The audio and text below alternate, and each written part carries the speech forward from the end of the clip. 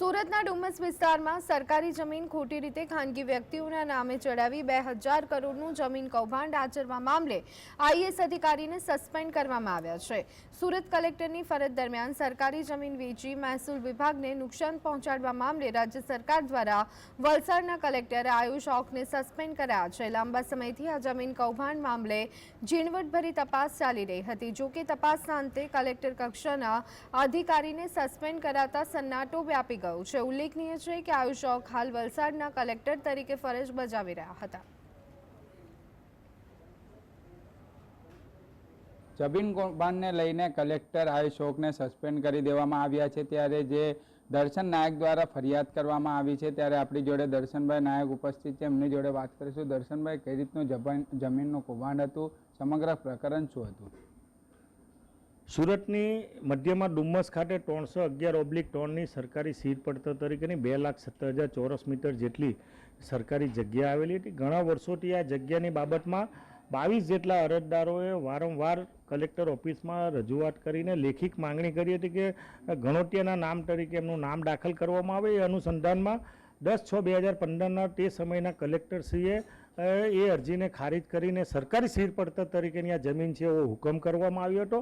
એ અનુસંધાનમાં છેલ્લા 9 થી 10 વર્ષથી 3 થી 4 કલેક્ટરો સુરતમાં આવ્યા, પરંતુ એમણે કોઈ હુકમને એ ન કર્યો હતો અને સરકારી સીડ પડતર તરીકે જ જમીન ચાલુ હતી।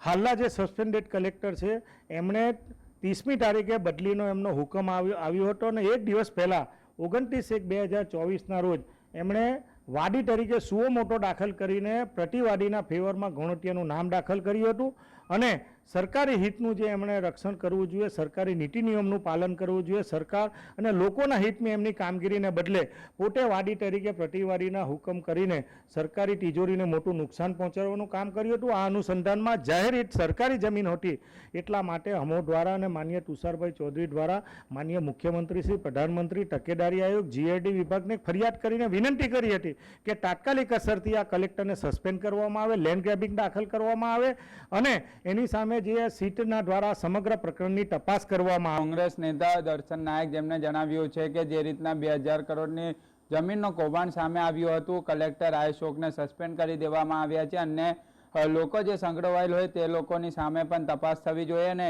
એસીબી દ્વારા સમગ્ર જે તપાસની અંદર જે પણ લોકો હશે તેની સામે કસૂરવાર પગલાં લેવા જોઈએ અને સરકાર દ્વારા પણ જે આયુષ ઓકની સાથે બીજા પણ અન્ય જે સરકારના જે મિલીભગતના જે લેભાગુ તત્વો છે તેમની સામે પણ પગલાં લેવા જોઈએ એવી માંગ જે છે તે દર્શન નાયક દ્વારા કરવામાં આવી છે। સાહિદ જગતાપ, GSTV।